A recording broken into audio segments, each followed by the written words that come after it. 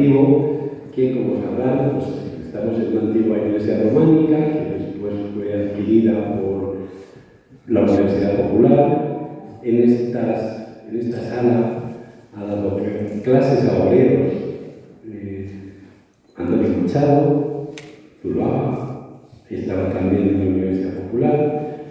Igual si me equivoco lo me regañan, porque están aquí los miembros actualmente. Bien, pues con esa idea de extender cultura, educación, es un auténtico privilegio que nos permita en el foro presentar a una persona como, espero decirlo bien, Joaquín Bosch. Bueno, bien, que es valenciano, de Cullera, ¿verdad? Sí, de Cullera. Magistrado, juez, jurista, muy conocido como portavoz de jueces y juezas de la democracia, que fue cargo que ocupó entre 2012 y 2016, pero además es una persona que transmite muy bien, es un gran comunicador. Quiero decir que es de estas personas que cuando sale en la tele, que es con cierta frecuencia, pues uno le tiene que decir al cuñado de turno que hable más bajo para poderle oír. Y que yo sepa, solo 2 libros, ¿no? Uno con Ignacio Escolar, que es el secuestro de la justicia, que creo que me parece que se presentó aquí en el festival. Y ahora La patria en la cartera, con un subtítulo, Pasado y presente de la corrupción en España. Mirando más datos suyos en internet, ahí me apareció una película documental que citaba, que se llama La cifra negra, que me pareció escalofriante, casi, ¿verdad? Y donde participaba él, aparecía también Manuela Carmena, 20 personas conocidas. Y bueno, de él siempre lo que puedo destacar es que ese rigor mezclado con dotes pedagógicas que transmite cada vez que da una opinión. Es de esto que decimos popularmente cuando habla sube el pan, ¿no? Esa forma tan convincente para argumentar de que, claro, eso fue, uno era profesor y nunca convencía a los alumnos, ¿no? Bueno, y luego, esa transmisión de unos objetivos de defensa en la vida política, pública, esa defensa siempre de que los poderosos no abusen de los que son menos poderosos, o el malestar con la corrupción, con el abuso de poder, con la intromisión del poder político en la justicia, y lo combinan con una especie de optimismo. Siempre acaba, yo lo que he visto, porque iba mirando, digo, vamos a ver, ahora que te voy a presentar vídeos, siempre acaba apostando por los jueces, o sea, como si fueran los compañeros de trabajo, y habla de la necesidad de que se les deje trabajar en condiciones dignas, y cierta esperanza en que los problemas acaban resolviéndose de alguna manera. No cabe en el desánimo. Bueno, y luego, combinado con un poco de sentido del humor, que voy a aprovechar para decir que, como es que leyendo ese título de La patria en la cartera, pasado y presente en la corrupción de España, pues me vino a la cabeza el famoso poema de Quevedo, el de Poderoso caballero con dinero, que lo leemos y decimos, pero se sigue pasando lo mismo, ¿no? Por ejemplo, atentos, que quizás hasta nos suene la escena. Está hablando del dinero y dice: son sus padres principales y es de nobles descendientes, pues que en las venas de Oriente todas las sangres son reales. Y uno dice, ostras, en Oriente a mí me suena esto de las sangres reales. Bueno, luego hay otro que dice: nace en las Indias honrado donde el mundo le acompaña. El dinero, ¿no? Viene a morir en España y es en Génova enterrado. Supongo que cada Génova lo dice porque estaban ahí los bancos. Pero uno piensa, ostras, la calle Génova lo que pasó. Bueno, vamos a ver, que de pronto uno dice, pues sí, efectivamente, el pasado, ya arrastramos un pasado, pero sin duda ahora las exigencias o son mayores o tienen que ser mayores de decencia, ¿verdad? Y luego ya por último, para hacer propaganda de su libro, me encantó un tuit que puso, bueno, se está riendo, dice, Bueno, no es una persona que ha escrito esto, ya me cae simpática antes de conocerla. Dice: es un mensaje para ti que en Navidad no tuviste el detalle de regalarle a tu cuñado un libro necesario. Pero llega el 23 de abril, Día del Libro. Aprovecha para regalarle La patria en la cartera y convertirlo en un ciudadano ejemplar para que no siga aplaudiendo a los corruptos. Bueno, pues un poco con esta... Espero que sea suficiente para presentarle y le dejo al que tiene cosas mucho más interesantes que decir.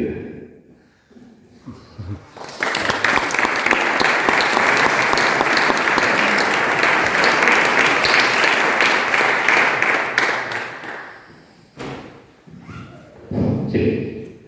Bueno, buenas tardes a todas y a todos. Me voy a poner de pie porque la manera de no dormirme mientras hablo es también no dormir a las personas presentes, ¿no? Y creo que a mí es una forma, ¿no?, de interactuar más directamente. Muchísimas gracias por estar aquí en un sitio realmente precioso. Yo que voy presentando libros por toda España, creo que es el lugar de mayor contenido histórico, más bonito estéticamente, más un sitio singular, ¿no? Por la historia que he pasado media vida siguiendo las huellas de Antonio Machado, y de hecho he estado 2 veces, ¿no?, su casa museo. No conocía muchas de las cosas que me estáis contando, ¿no?, sobre los rastros, ¿no?, de Machado en Segovia. Muchísimas gracias al Foro Social de Segovia por su amable invitación a participar en este acto. Además, con todo mi reconocimiento por lo que ellos son ya más de 2 décadas de trabajo profundizando en el pensamiento crítico, en nadar contracorriente cuando a veces hace falta, que es a menudo, en reflexionar sobre problemas que son importantes para la sociedad. Especialmente gracias a Rufino García por toda la gestión para hacer posible que hoy haya podido estar aquí, a pesar de problemas de agenda e incluso de dificultades de última hora que hemos resuelto sobre la marcha lo mejor que hemos podido. Y muchísimas gracias también por las amabilísimas palabras de presentación. Efectivamente, se trata de un libro sobre la corrupción, y a pesar de que en todos los estudios de opinión, todas las encuestas del CIS, salen de los principales problemas del país, lo cierto es que se ha escrito muy poco sobre la corrupción en España. Muy poca cosa. Y en líneas generales, cosas poco divulgadas. Sobre todo hablo de publicaciones argumentativas explicativas. Se ha publicado mucho más sobre corrupción en otros países que no tienen, vamos, ni la cuarta parte de lo que hay aquí. Aquí realmente es un grave problema que yo creo que ha sido tan aceptado, tan interiorizado o tan naturalizado por gran parte de la sociedad que ha generado poco interés o poca curiosidad. Claro, yo vengo de un ámbito muy concreto. Yo soy juez instructor, llevo más de 20 años en juzgado, la mayoría de juzgados ancianos. Como podéis imaginar, desde el minuto 1 me ha tocado imputar a alcaldes y concejales la corrupción. Cambiaba de juzgado, igual, exactamente igual. Claro, y uno acaba planteándose preguntas y las respuestas en gran parte están en este libro, porque me parecía necesario compartir la información que he ido reuniendo, porque la información, como sabemos, es poder. Y eso lo saben muy bien los corruptos, que son auténticos maestros de la opacidad, ¿no?, de la oscuridad, que es donde se perpetran todos estos delitos. Me parecía que tenía la responsabilidad de compartir esa información con la sociedad e incorporar algunos aspectos novedosos de los últimos años que yo creo que son muy importantes. En el ámbito económico, en los últimos años ya hay economistas que han empezado a medir los efectos y los perjuicios que provoca la corrupción. Se han producido algunas investigaciones históricas que también son muy importantes, y desde esa perspectiva más global, multidisciplinar, me parecía que se podían dar explicaciones a algo que necesariamente tiene que ser. Fijémonos en datos objetivos, de esos que a menudo se nos olvidan de tanto que estamos ya acostumbrados y ya a menudo como que descartamos, ¿no?, ver el problema en su conjunto. Pero fijémonos en los datos.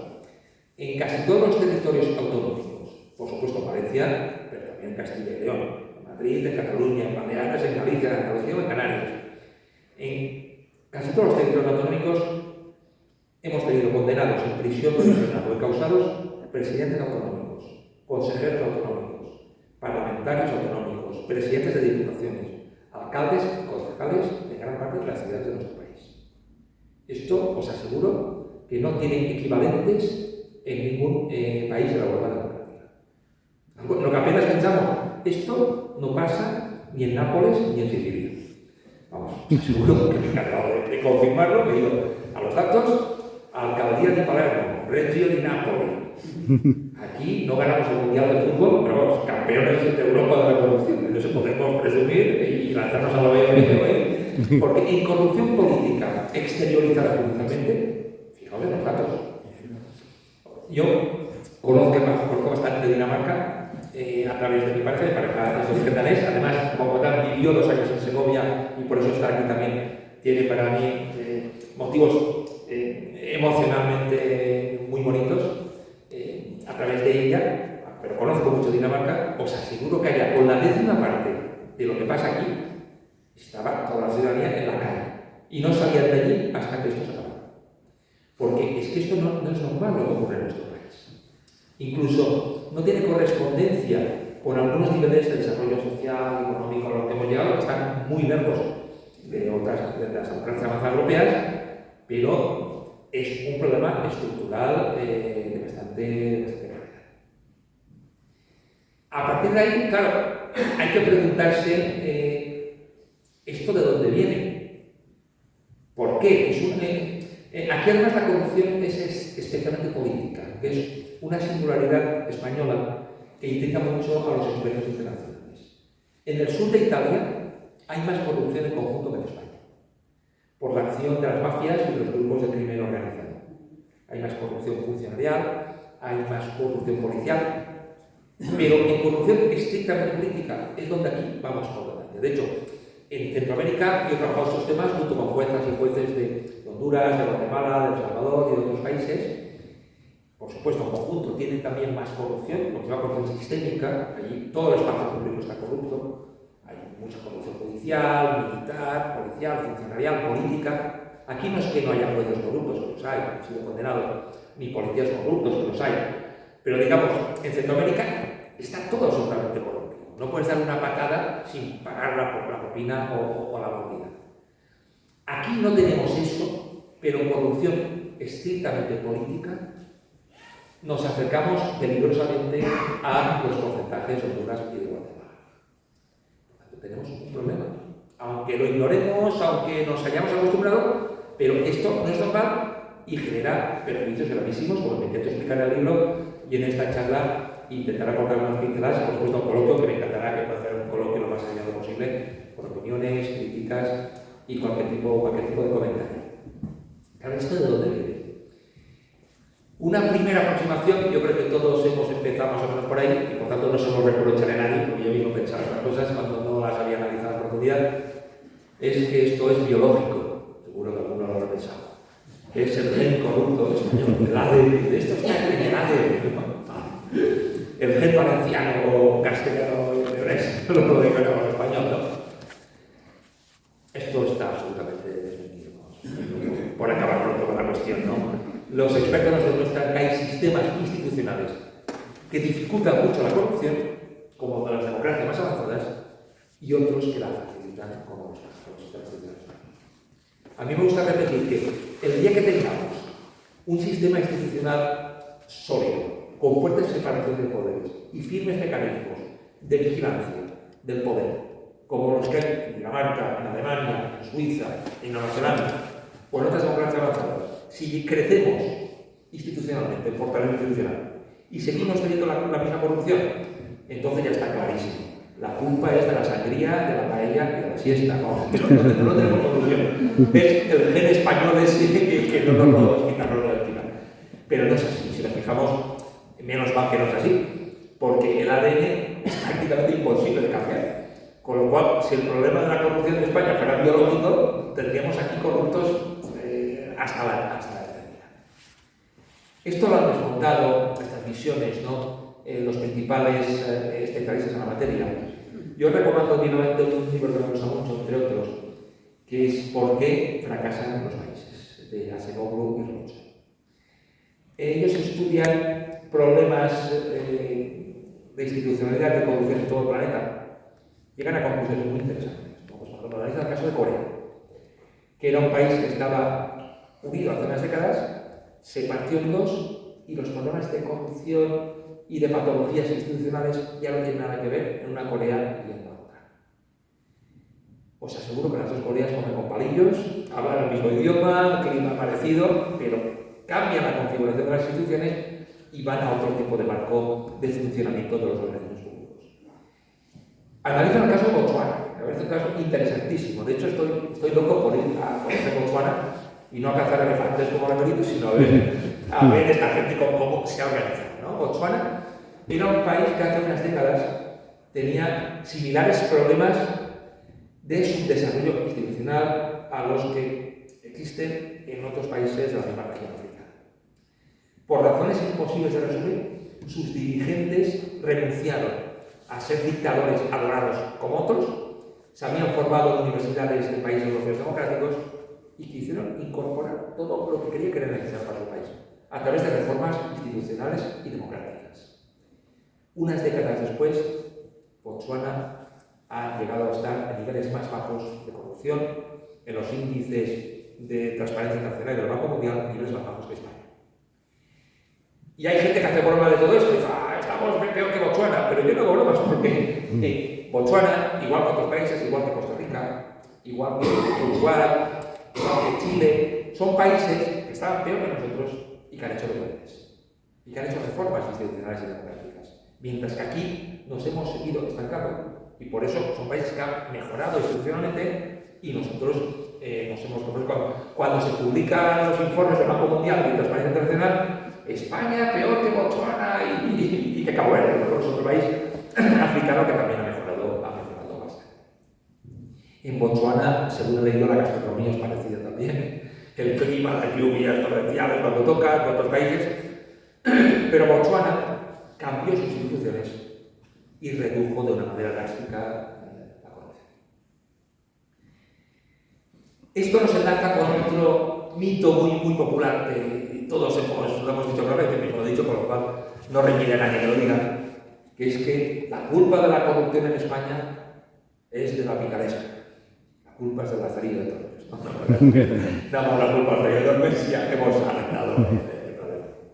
Pero os aseguro que tampoco es así. A poco que nos fijemos, veremos que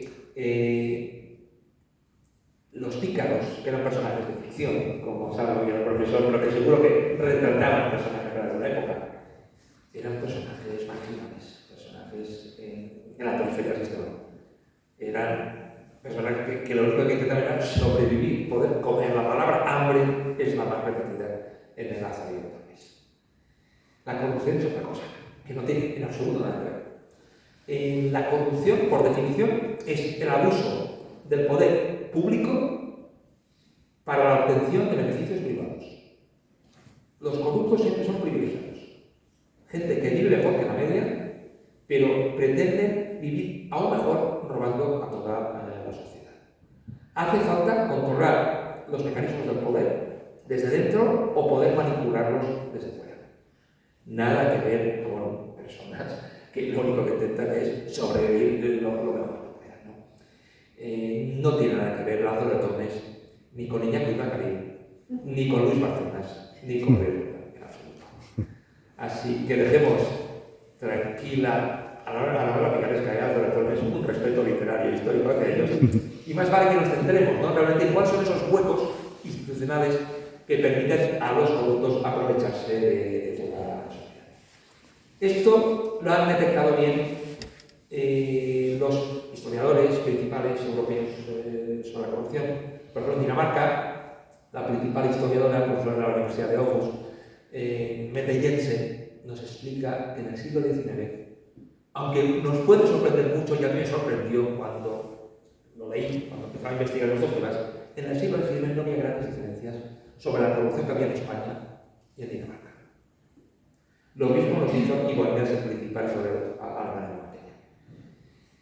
En Dinamarca había muchísimos sobornos, malversaciones, amiguismos, tráficos de influencias.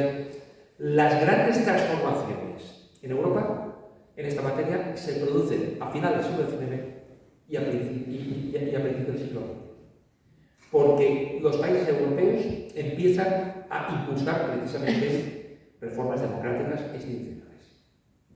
Se profesionaliza la administración pública, esto por supuesto, es fundamental, que haya un funcionario imparcial e independiente y que no está al servicio, digamos, del poder político. En España empezamos a estar atrás. Seguro que nuestro querido profesor recordará a Pedro II y la figura del cesante, ¿no? La figura del miau. El cesante era que mientras en Europa se profesionalizaba la administración, había estabilidad en el empleo público. En España, en los repartos del turno dinástico de la España de Alfonso XIII, el partido que llegaba al poder echaba a los empleados públicos del otro bando y colocaba a los suyos. Hasta que llegaba el otro partido dinástico, echaba a los que había y ponía a los suyos. Y el que se quedaba fuera se quedaba como cesante a la espera de que llegara el suyo, ¿no? Esto empezó a dejarnos de las reformas europeas. Y las otras reformas europeas son en materia democrática electoral. En otros países se profundizó en la estabilidad en un sistema democrático limpio y aquí inventamos la España del pucherazo. Palabras españolas muy españolas, por cierto. En elecciones en las que los muertos iban a votar porque se tenía que amarrar el resultado que estaba pactado, el turno pacífico entre las dos fuerzas dinásticas de la restauración. Hasta el extremo del absurdo que cuando los periódicos anunciaban que se convocaban elecciones, en la parte alta del papel, en la parte de abajo se decía ya el resultado, antes de celebrarse. Se convocaban y ya se decía porque ya estaban pactados los resultados entre los dos principales partidos. Claro, no puede sorprendernos todas las dinámicas del clientelismo de la restauración, de las dinámicas corruptas de aquella etapa. La Segunda República intentó recuperar el terreno perdido, pero como sabemos, la alternativa republicana, en el libro explica algunas de las reformas que se hicieron en materia de corrupción, fue brevísima, de 5 años, apenas una legislatura, y aquello fue cortado absolutamente por el golpe de Estado de julio del 36. Me parece que no os voy a descubrir ningún secreto si afirmo que la España de Franco quedó a una distancia abismal de la Europa democrática. No tenía nada que ver. Al norte de los Pirineos eran las democracias europeas, al sur era la España franquista. Era otra categoría, digamos, a años luz, ¿no? En materia de. Los expertos explican a menudo que la corrupción es inherente a todas las dictaduras. Y es lógico si lo pensamos. No hay pluralismo político, con lo cual no es posible, ¿no?, denunciar los abusos de poder. No hay una prensa libre que pueda informar sobre ellos. No hay una judicatura independiente que pueda perseguir todas las indecencias que se cometen desde el poder. Y la España de Franco no fue excepción, sino más bien paradigma. Yo creo que, por un lado, por el carácter funcional que, como explicaré, tuvo la corrupción, y especialmente por la durísima represión del régimen, que dificultó enormemente cualquier posibilidad de reacción, ¿no?, de la población contra todos esos abusos de poder. Y permitió que la dictadura durara muchísimo, con todos los efectos que se tuvo para nuestro sistema democrático. Es un tema que intento analizar en el libro, porque claro, a mí los efectos para el sistema democrático me interesan por muchos temas, pero especialmente pues, cuáles fueron los efectos en la corrupción que hoy todavía seguimos sufriendo.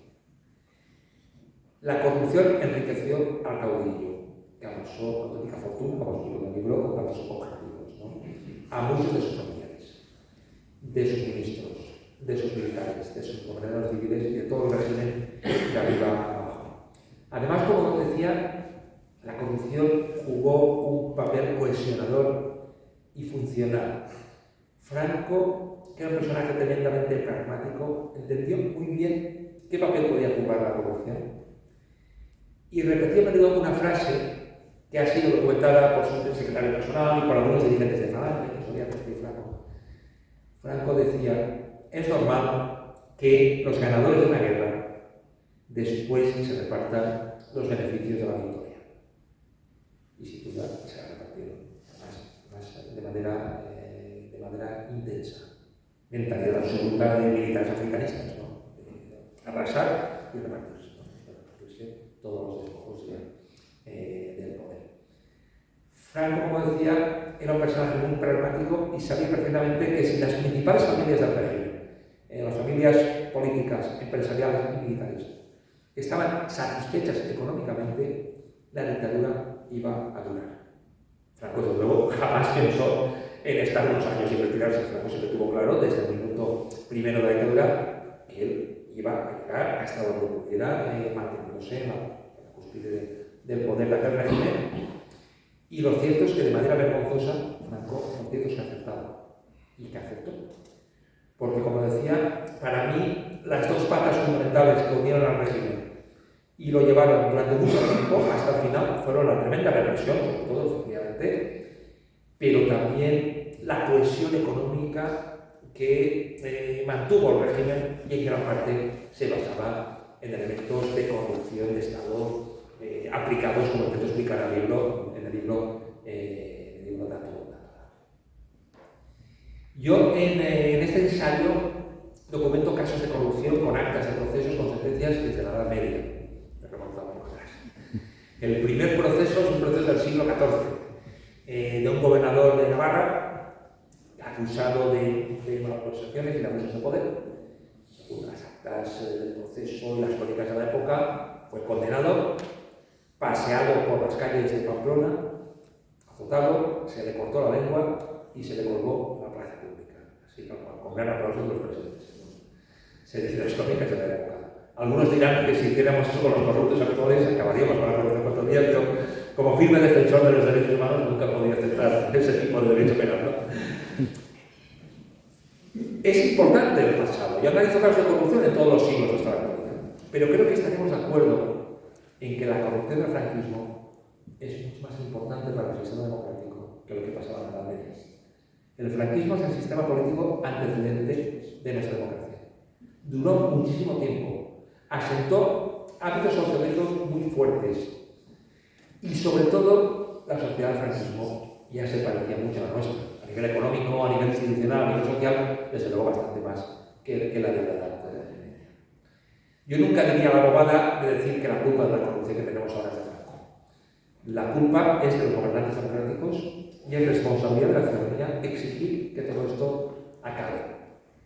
Pero creo que haremos bien estudiando en profundidad las dinámicas comisivas del franquismo, porque en gran parte son las mismas que existen en la democracia actual, porque, como digo, nuestra sociedad en algunas cuestiones se parece bastante, y lo explico también en el libro.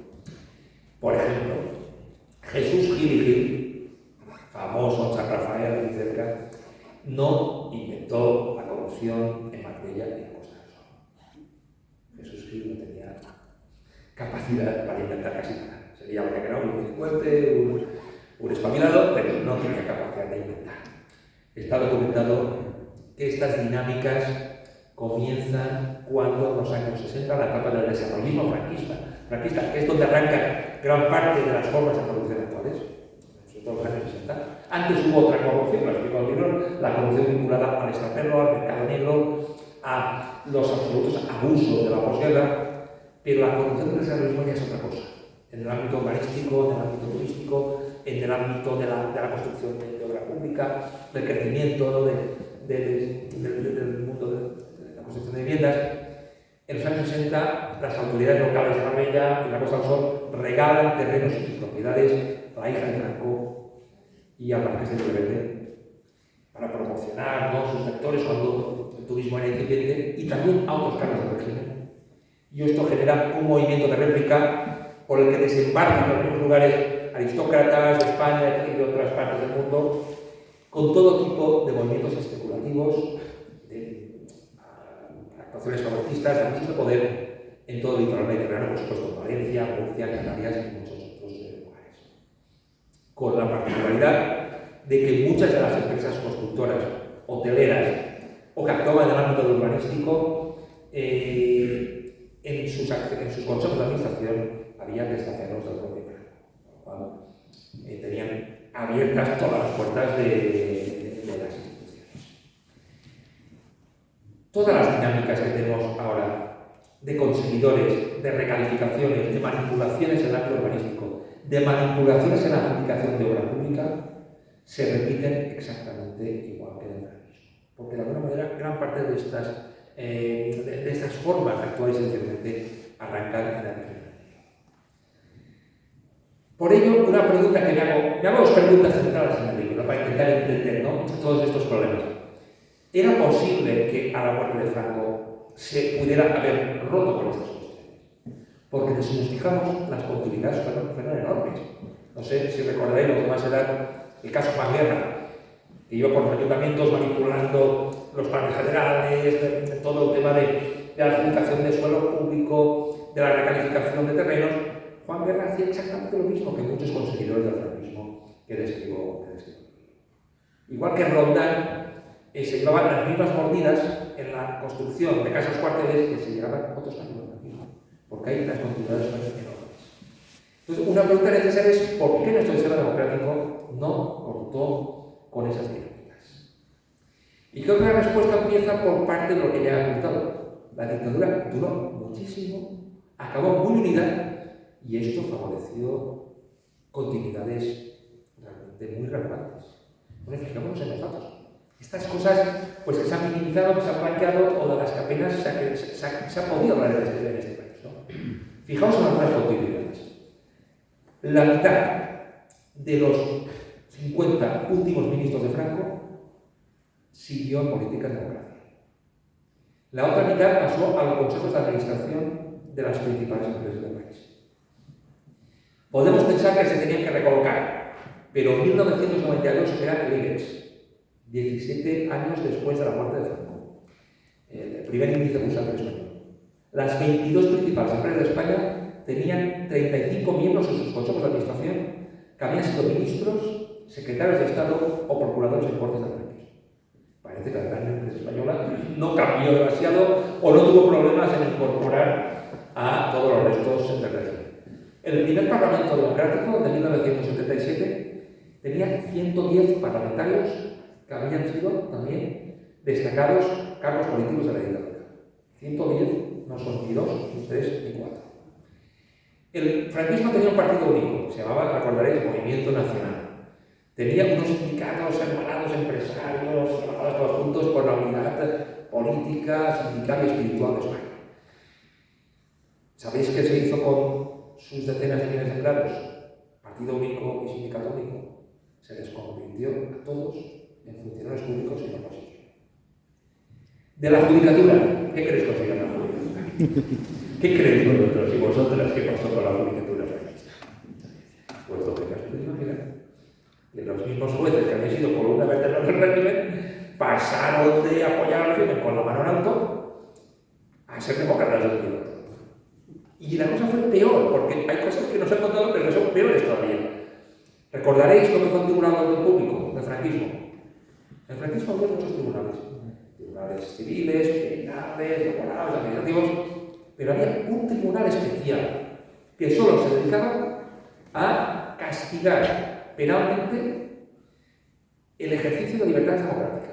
Tan sencillo como eso. La libertad ideológica, la libertad sindical, el derecho de manifestación, la libertad de expresión, con muchas de sus víctimas que fueron torturadas, incluso algunos perdieron la vida en todos estos procedimientos, en actuaciones policiales que jamás fueron investigadas judicialmente. Al frente de todo esto, arriba de todo, había unos jueces que se dedicaban especialmente a perseguir libertades democráticas. ¿Sabéis qué pasó con gran parte de esos jueces? Pues que muchos de ellos llegaron en democracia al Tribunal Supremo, el máximo tribunal de nuestro país. Por lo cual, nuestra democracia premió generosamente los servicios prestados a personalidades que habían sido, lo hacían, una columna vertebral del régimen. Claro, con todas estas continuidades, sería una ilusión en el ámbito político, empresarial, funcionarial, judicial. Sería una ilusión pensar que no iba a haber continuidades en el ámbito de la corrupción. Y de hecho, en el libro detallo casos de políticos condenados por corrupción en democracia que habían sido cargos políticos del franquismo. Lo que pasa es que, por suerte, en democracia ya se les podía juzgar. Esas continuidades fueron muy importantes. ¿Era posible haber cortado con esto? Pues francamente yo creo que era difícil, aunque sé que hay visiones en los últimos años críticas con la transición, con toda razón, pero que son muy exigentes con la oposición democrática y cómo actuó. Mi opinión modesta es que la correlación de fuerzas, lo unido que había llegado al régimen hasta el final, dificultaba mucho que las cosas pudieran haber sido otras. De hecho, una cosa que se nos minimiza o se nos pregunta es que fueron dirigentes del franquismo los que pilotaron la transición. Es que eso hay que dar los nombres. Los que pilotaron la transición, sobre todo en su primera fase, fueron dirigentes de la dictadura.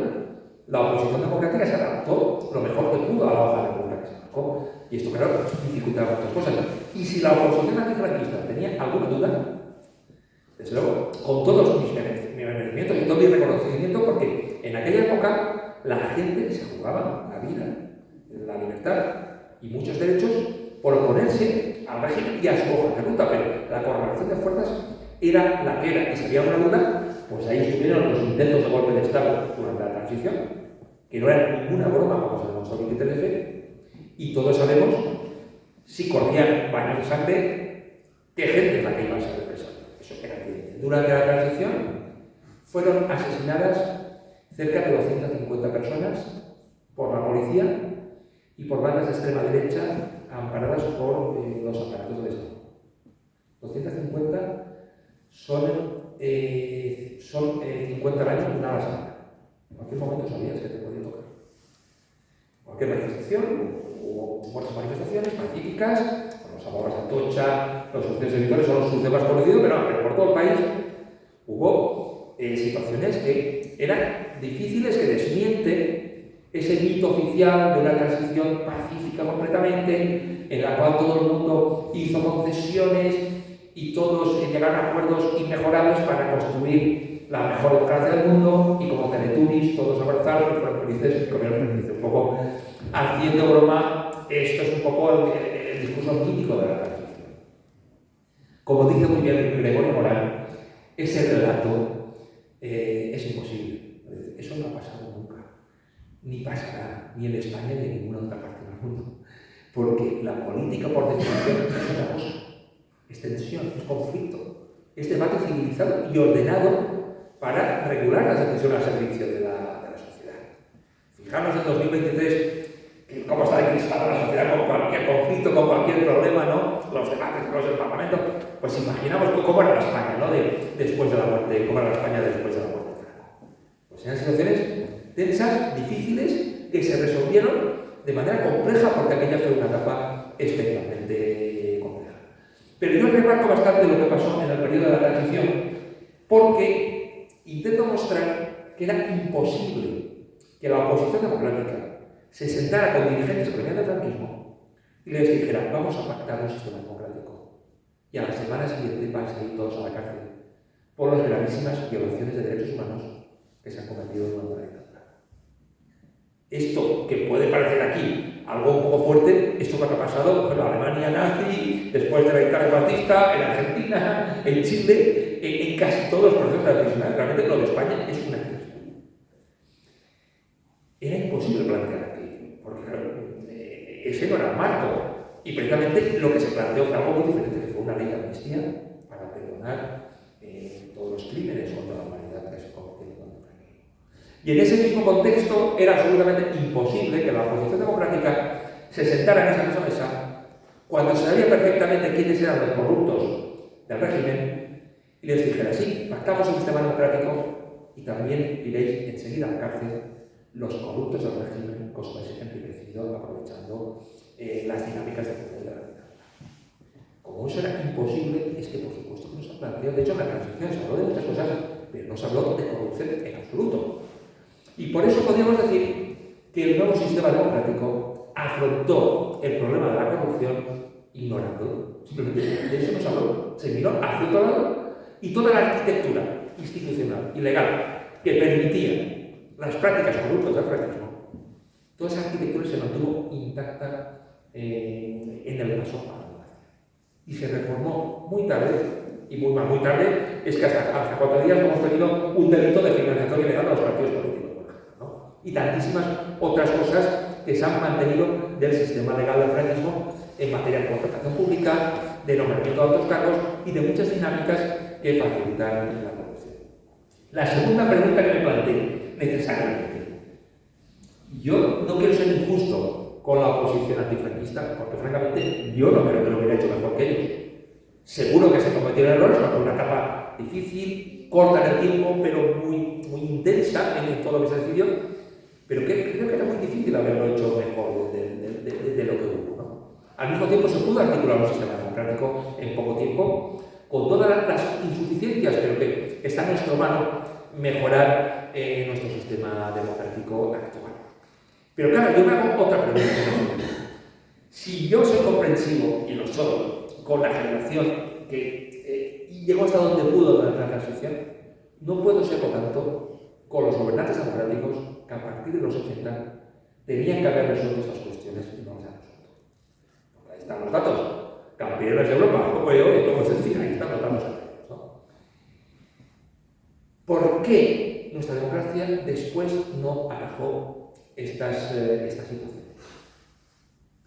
A mí me gusta mucho la lectura que hace Javier Pradera en un libro que solo por el subtítulo ya está medio libro escrito, ¿no? Javier Pradera, lo conoceréis, era intelectual, escritor, periodista, de orientación socialdemócrata, jefe de opinión y editorialista del País, que vivió la transición, vamos, en un balcón privilegiado del País en primera fila, ¿no? Y él escribió un libro que tiene como subtítulo Los costes de la democracia. Subrayo la palabra costes, los costes de la democracia. Y él dice, pues, cosas como las que estoy diciendo ahora mismo. Dice, claro, sabíamos perfectamente quiénes eran los corruptos del franquismo, sabíamos que esa gente no podía seguir en política democrática. Dice, pero es claro, si se ponía este problema sobre la mesa, nos quedábamos sin democracia. No es lo que dice Pradera. Dice, es que no se podía plantear, se tenía que mirar hacia otro lado y empezar a construir la democracia con lo mejor que podíamos. Era lo que teníamos, eran los libres para construir una democracia, ¿no? Y dice Pradera, con una frase que me encanta, ¿no?, sobre lo que pasó en los 80, y a partir de ahí dice, muchos gobernantes democráticos llegaron al poder en los años 80, igual que un niño cuando llega por primera vez a Disneylandia, ansioso por subirse en todos los carruseles y por jugar con todas las máquinas. Lo que dice Pradera es que el poder, de la manera que había ejercido la dictadura, era un artefacto deslumbrador, era fantástico. Es que puedes hacer lo que te diera la gana con él. Un gobernante de una dictadura, y más como la franquista, es que puedes hacer lo que quieras. Y la tesis de Pradera es esa, es decir, que no se renunció a esos privilegios del poder en algunos ámbitos porque surgieron nuevas necesidades en el sistema democrático. Los partidos se crearon, se tenían que financiar, y todos sabemos, porque ahí están los hechos probados de las sentencias, que todos los principales partidos en España se han financiado gracias a la corrupción. Yo opino relativamente poco en muchas partes del libro. Analizo centenares de sentencias cuando explicar muchas de las cosas que estoy explicando ahora. Digamos que la corrupción jugó un papel funcional en la construcción del sistema de partidos y permitió mantener dinámicas empresariales y de enriquecimiento individual como las que habían existido en el franquismo, y por eso no se reformaron las leyes de la dictadura que posibilitaban la corrupción. Digamos que el nuevo sistema democrático asumió e incorporó la corrupción del franquismo como un mal aprovechado. Si eso se suprimía o se liquidaba, no se podía utilizar el comodín. Si se mantenía el comodín, se podía utilizar. Y creo que está acreditado que el comodín se utilizó, y además se utilizó de forma bastante intensa, y como decía, las continuidades fueron enormes, y especialmente con el cambio de siglo, con la entrada del euro, con un país que Aznar convirtió en todo urbanizable, con la actitud irresponsable de muchas entidades bancarias que después hemos tenido que subsanar desde la ciudadanía a través del rescate bancario, a través de fenómenos como la burbuja inmobiliaria, la corrupción llegó a extenderse absolutamente por todos los rincones de multitud de instituciones, y no solamente estamos hablando de un problema de cantidad, sino también de calidad. Y diría casos muy concretos que nos demuestran la gravedad del problema, aunque a veces la minimizamos o no la tenemos todo en cuenta de lo que yo creo que se debería tener. Fijemos en algunos casos. Fijemos en el caso Gürtel, que es el caso Gürtel. ¿Qué es lo que nos dicen los hechos claros de la sentencia del caso Gürtel? Nos dice que se organizó una trama de sobornos en multitud de administraciones de todo el país para enriquecer empresarios y políticos con beneficios que se derivaban a través de millones de euros a la caja fuerte central de uno de los principales partidos del país, la calle de Granada. Poca broma esto. Millones de euros en dinero negro. Eso es lo que dice la sentencia. Para pagar campañas electorales, reformas en sedes de partidos, para pagar sobresueldos. Esto no son 4 locos que se descarrían. La sentencia dice que hay una trama estructural, un eficaz sistema de corrupción institucional. Son las palabras exactas de la sentencia. Fijémonos en el caso de los seres. El caso de los seres, según los hechos probados de la sentencia, no es una opinión, nada, los hechos probados es lo que dice.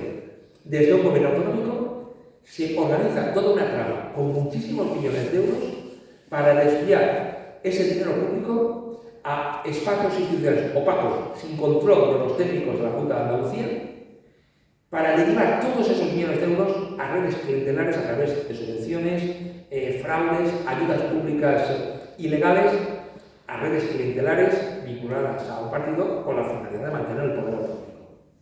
Yo diría que eso no son 3 o 4 que se despistan. Esto es un funcionamiento estructural de dinámicas de la corrupción. Y no solamente a nivel estatal, es que esto ha pasado por todo, por el caso catalán, el caso de Convergencia, no sé cuál es el caso Palau. Es un caso que tiene unos elementos de exotismo realmente tremendos. No puedo resumirlo, el libro está para que le interese, pero el caso Palau consiste en que una gran empresa constructora del país se lleva multitud de contratos de manera fraudulenta para construir obras públicas, líneas de metro, redes de infraestructuras, y luego se pagan mordidas a cambio de esas adjudicaciones a Convergencia hasta 6 millones de euros, es lo que se demostró, siempre corrupciones ahí para arriba, ya lo sabemos, eso es lo que se pagó, 6 millones de euros, que tampoco es calderilla, y esto se hace a través de patrocinios de esta gran empresa al Palau de la Música, que es una entidad privada cultural catalana, pero de cierta competencia con poderes públicos. La empresa pagaba patrocinios para que ese dinero luego se desviara a las arcas de Convergencia, más exactamente, de Convergencia Democrática. ¿Sabéis cómo se llama esa gran empresa? Se llama Ferrovial. Muy famosa estos días, por cierto.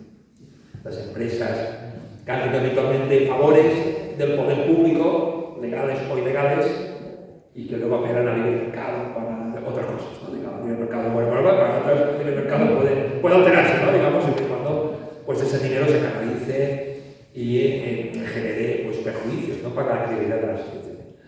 Como os decía, todo esto no son cuestiones puntuales, anecdóticas. Estoy haciendo, como veis, un mínimo resumen. En el libro tenéis prácticamente todos los casos de corrupción con sentencia, son muchísimos en este país. Y a partir de ahí, estoy teniendo más de lo que creía, pero en la parte final del libro divido en una parte histórica, desde la Edad Media hasta la actualidad, y una segunda parte sobre respuestas institucionales. Y aquí, aunque sea como pinceladas, en el coloquio seguramente podéis profundizar un poquito más, ¿no? Explicar algunas cosas que yo creo que son importantísimas. Entre ellas que la prevención es fundamental. Es importantísimo que la corrupción no puede llegar a producirse. Mucho más importante que intentar castigarla cuando ya se ha producido y el dinero se ha escondido en paraísos fiscales, se ha volatilizado en empresas pantallas a través de estructuras opacas y redes de testaferros. Y hay una regla general muy importante en el ámbito de la corrupción. El Tribunal de Cuentas Europeo, remarco lo de europeo, porque que yo sepa, el Tribunal de Cuentas español no ha descubierto ni un solo caso de corrupción en toda su historia. Pero bueno, no nos desesperemos. Igual nos han fijado bastante o se han despistado o algún día se ponen en la faena y detectan. Bueno, estos europeos parece que se fijaron un poco más, ¿no? Y descubrieron algunas cosas, ¿no? Por ejemplo, descubrieron que en igualdad de condiciones orográficas, las autopistas españolas costaban el doble que las alemanas. Y los europeos, esto no les cuadraba, ¿no? Por la calculadora, salarios, costes de vida, y veían que no podía ser, ¿no? Y bueno, eran más espabilados seguramente que los de aquí, pero igual fueron demasiado diplomáticos y en sus conclusiones dijo una serie de cosas que yo creo que se entendía muy bien, ¿no? A pesar de que yo creo que fueron demasiado diplomáticas. Es que en España, dijeron, hay que dar una serie de artificios administrativos en la adjudicación pública, a través de fraccionamientos, de modificados de los contratos lamentados, de dinámicas ejecutivas en los contratos, que eso en España existe y en Alemania no existe. Y seguramente esto puede explicar la diferencia. Pero de alguna manera, yo creo que lo más interesante es que Catalina nos explica una de las claves de la corrupción. A precio de mercado no puede existir corrupción. No sé si se entiende la regla. Para que haya corrupción tiene que haber un sobrecoste que permita que el político corrupto y el empresario corrupto puedan repartirse la máquina. Por eso cada vez que veamos un pabellón cubierto, una piscina, un auditorio, un cargamento de mascarillas, que coste 4, 5 o 6 veces, que tenga más que el coste de mercado, hay que plantar las orejas, hay que activar las alarmas, porque puede haber razones justificadas, pero los hechos probados de las sentencias, esa es una dinámica muy evitada. Por tanto, en la medida en la que la adjudicación pública, la contratación pública, respete mecanismos de objetividad, de limitación de la discrecionalidad y de proximidad con el precio del mercado, será mucho más difícil de hacerlo. Es importante también en materia preventiva reforzar los mecanismos de transparencia. Las instituciones deben tener las paredes de cristal y sobre todo las tesorerías de los partidos políticos, que han sido espacios muy permeables a la corrupción. A mí transparencia me gusta mucho cómo lo explicaba Jeremy Bentham, en una frase como decía un niño o una niña. Los que sois padres, progenitores, seguro que la habéis dicho alguna vez. Más o menos decir Bentham, cuando te estoy mirando te portas mejor. ¿Qué es eso? A los políticos igual, cuando los miramos se portan mejor. Si no los miramos, pues hacen trastadas, ¿no? Hay que dejar que hagan trastadas, hay que vigilarles, hay que mirarles para que no se desmadren, ¿no? Por eso es muy importante conocer de verdad cómo funcionan las instituciones. Hay que generar más infraestructuras éticas, hay que reforzar la separación de poderes en la independencia judicial, impedir las enormes injerencias partidistas a la justicia, sobre todo en la cúpula, con el bochornoso espectáculo de un Consejo General del Judicial, más de 4 años ya caducado y en funciones. Hay que acabar con figuras de privilegio, como los aforamientos, la inviolabilidad de la jefatura del Estado, los indultos. Los indultos en materia de corrupción multiplican por 11 al resto de los delitos. Alguien igual pensará que es casualidad, yo diría que mucha casualidad será. Por 11, lo he dicho por 1, por 2, por 11. Y acabo ya con una reflexión final sobre los costes de la corrupción, para que veamos que el problema es grave y que necesitamos respuestas institucionales suficientes. Los economistas nos dicen que la corrupción nos cuesta al año más de 40.000 millones de euros. Son cifras enormes, muy superiores a las de los que tenemos. Los economistas nos dicen que si a la muerte de Franco hubiéramos acabado con la corrupción que venía de la dictadura, hoy tendríamos una renta per cápita muy superior a la media europea y cercana a la de Finlandia. Si os he podido convencer en eso de que no hay un gen español o castellano, leonés o valenciano, pues no diremos que los finlandeses viven mejor por ser más rubios, más bajos o por los azules, sino porque las democracias más avanzadas han activado todo su potencial al servicio del pueblo. Y por eso han acabado con las bolsas de pobreza, tienen servicios públicos más desarrollados y prestaciones sociales más amplias, que es lo que podríamos tener aquí si no permitiéramos que todos esos decenas de miles de millones de euros provocaran una actuación de élites extractivas que generen una redistribución de rentas que se roban a los más vulnerables, porque en definitiva el Estado social es un instrumento a favor de los más vulnerables para beneficiar, como decía, a privilegiados, porque los corruptos, como decía, casi siempre son privilegiados. En última instancia, hay que instar a las fuerzas políticas a que impulsen todas las reformas estructurales necesarias y si no lo hacen, yo siempre digo, al final de estos actos, que la ciudadanía debe empoderarse. Ese dinero es nuestro, es de toda la sociedad. Ese descrédito a las instituciones nos daña absolutamente a todos. Decía un histórico, un prestigioso juez del Tribunal Supremo de Estados Unidos, de la Corte Suprema, que en una democracia el cargo más importante es el de ciudadano. El de ciudadano.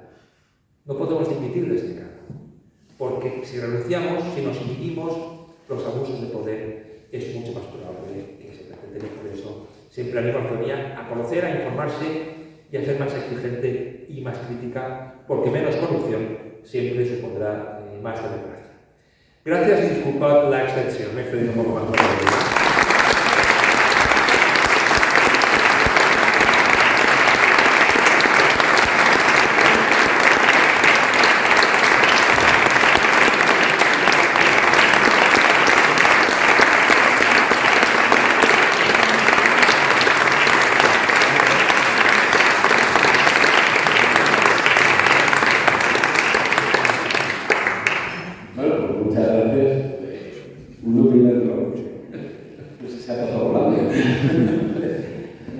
Pienso que seguro que hay gente que quiere hacer algún comentario. Ya he visto que la amabilidad personificada, o sea que se va a brindar al debate.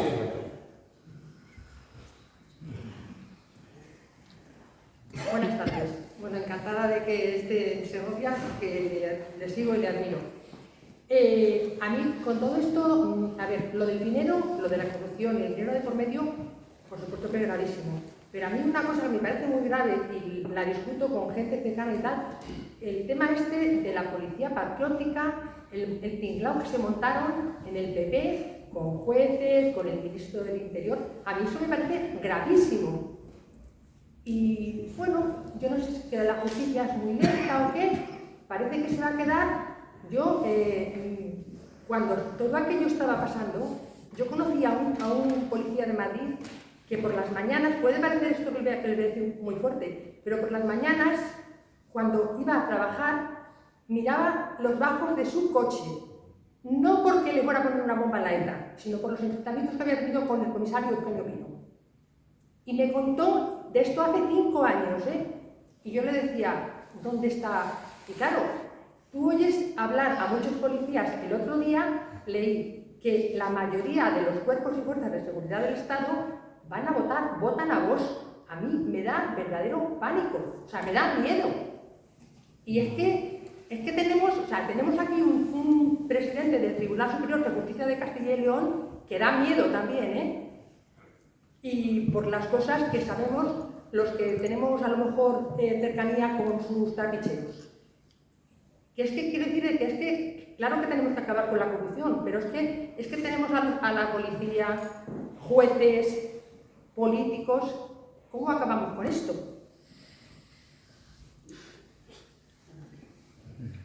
Bueno, yo he hecho un resumen, ¿no?, de lo que es el libro y las reflexiones que han ido surgiendo después. He hablado de las continuidades en la judicatura, como hablo en el libro. No he dicho nada en mi intervención de las continuidades en la policía, pero claro que voy a contar también. ¿Cuántos policías torturadores fueron condecorados y homenajeados, premiados, incluso agasajados económicamente por nuestro sistema democrático? Y además con víctimas todavía vivas, ¿no? Yo he conocido personas que han sido torturadas por policías condecorados. En el libro hago algunas reflexiones, porque claro, hay algunos casos de corrupción que están vinculados a la vez del estado de vida policial, como todo aquello de la guerra social, brutal, que no solamente es que se cometieron asesinatos, crímenes gravísimos, esto ya es tremendo, ¿no?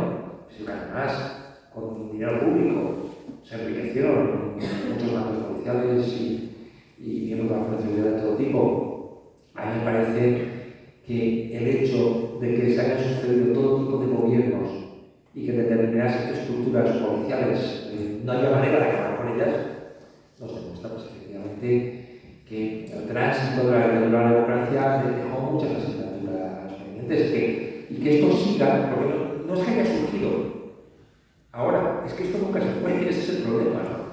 Y que nunca se ha venido nos demuestra la fortaleza y la entidad que tenía todo aquello, ¿no?, dentro de los aparatos estatales policiales de la dictadura, y que como después, igual que he dicho que la corrupción fue utilizada para algunos sectores del sistema democrático, determinadas placas policiales se mantuvieron por lo mismo, porque tuvieron elementos funcionales que eran utilizadas cuando podían convenir. Y además, solo hay que ver las sentencias condenatorias de los procesos de cabo.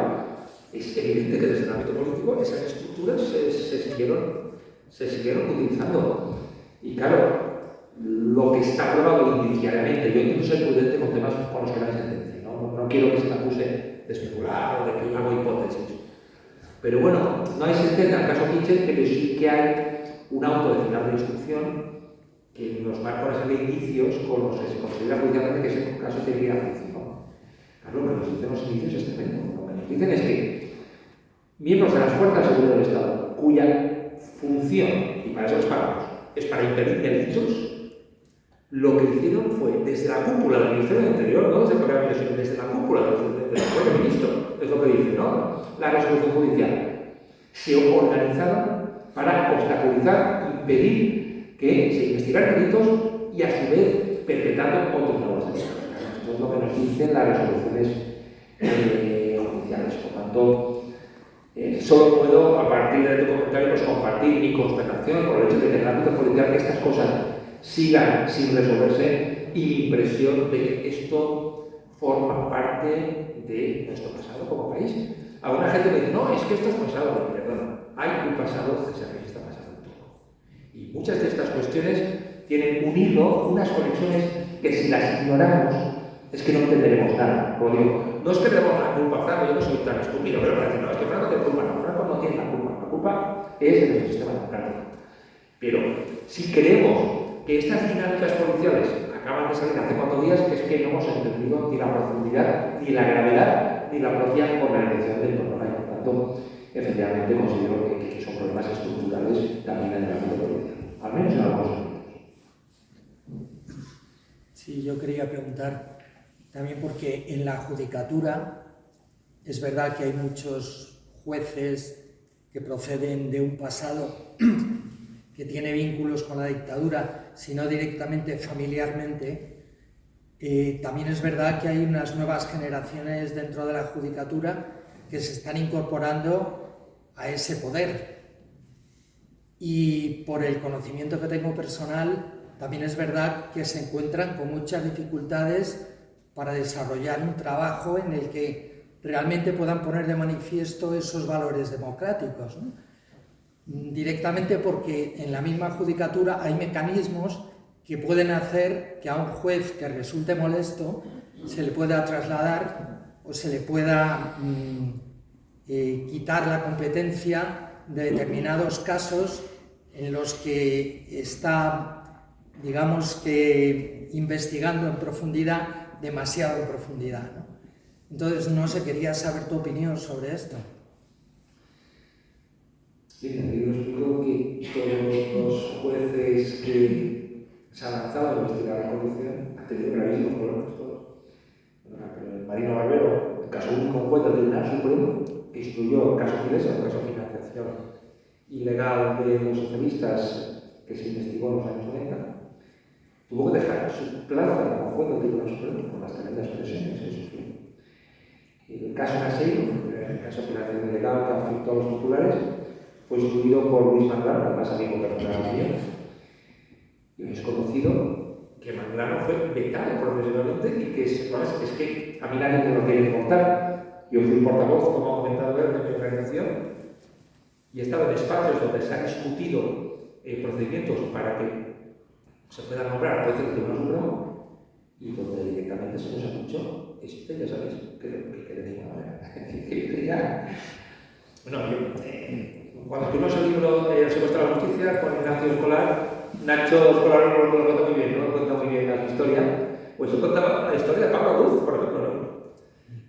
Pablo Ruz entró en comisión de servicios en la Audiencia Nacional. Estas cosas pues, un poco sorprendentes, criticables, que un juez pueda estar como un cajero o una cajera de Mercadona, con todos los respetos, con contratos temporales, ¿no? Es lamentable. Me gusta que haya estabilidad de empleo y que haya contratación indefinida. Claro, que haya en algunos ámbitos es fuerte, pero en otros todavía más fuerte porque afecta a valores constitucionales, a la inamovilidad judicial y a cuestiones que pueden tener una relevancia. Es decir, yo estoy en contra de todo tipo de constatación basura. Claro, el ámbito judicial además tiene efectos peligrosísimos, ¿no? Pues Pablo Ruz estaba en una comisión de servicios. Cada 6 meses se le renovaba, ¿no? Cuando se lo nombró parecía que no sé qué se podía esperar de él, pero que no era un perfil problemático. Ignacio Escolar cuenta muy bien que hubo un momento en el que Pablo Ruz decidió registrar la sede repetida de Génova, ¿no? Y a Pablo Ruz ya no se le renovó el contrato. ¿Qué piensa de esta situación? ¿No? Si no hubiera ordenado el registro, no hubiera continuado. Podemos especular todo lo que queramos, pero vemos que hay dinámicas en el funcionamiento de nuestra cúpula judicial, del Consejo General del Poder Judicial, que permiten una tremenda injerencia del poder político en la actuación judicial, y todos tenemos muy claro que puede ser el juez o la jueza más preparado de este país, que si no tiene este tener ese apoyo político detrás, nunca va a ser para el Tribunal Supremo. Eso es conocidísimo en la profesión, eso cualquiera lo dirá. Y claro, con estas dinámicas, el que se atreve a entrar en determinados ámbitos molestos, ya no es que te presionen, es que tú puedes autocensurarte si tienes alguna legítima aspiración en tu carrera política. Y eso es lo peligroso. Efectivamente, la carrera judicial es más compleja de lo que parece desde fuera. No es lo mismo, desde luego, la base que la cúpula, porque la cúpula está, como decía, muy condicionada, ¿no? por los espacios de poder político. Antes os he hablado de los aforamientos. No sé si se entiende bien qué es lo del aforamiento. Yo creo que eso se confunde con la inmunidad. El aforamiento es que los políticos tienen un tribunal especial para ellos, para entendernos, ¿no? Como los condes, duques de la media, los políticos tienen un tribunal, ¿no?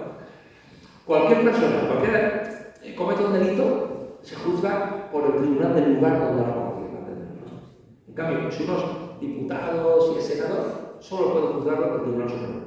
Hay una excepción a todo esto de los aforamientos, que es el rey emérito. El rey emérito, aunque no tenga ningún cargo público, solo lo puede juzgar el Tribunal Supremo. ¿Qué ocurre?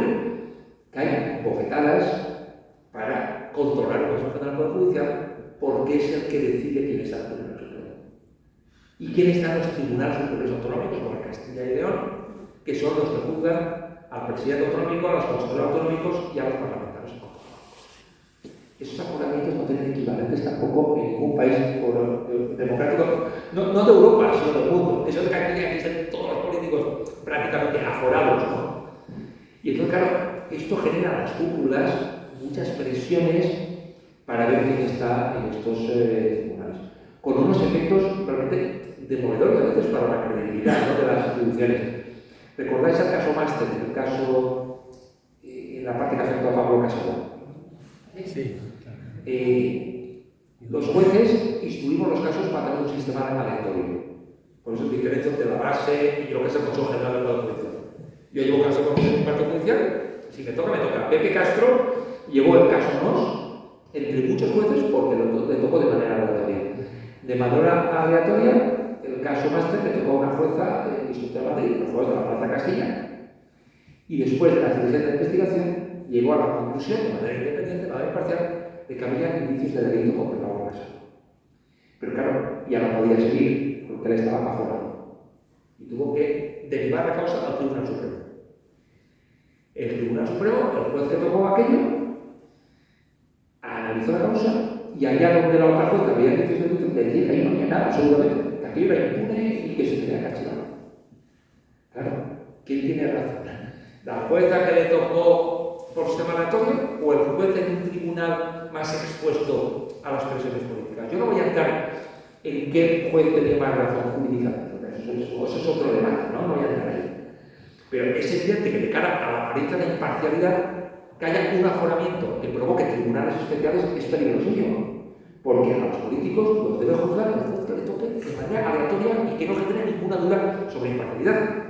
Si esto lo tienen que decidir jueces que están en un tribunal al que se accede con posibilidad de que los partidos políticos puedan presionar o intervenir de alguna manera, pues llegamos a la paradoja de que no es imposible que el juez que tenga que decidir sobre un político esté ahí gracias al partido de ese político.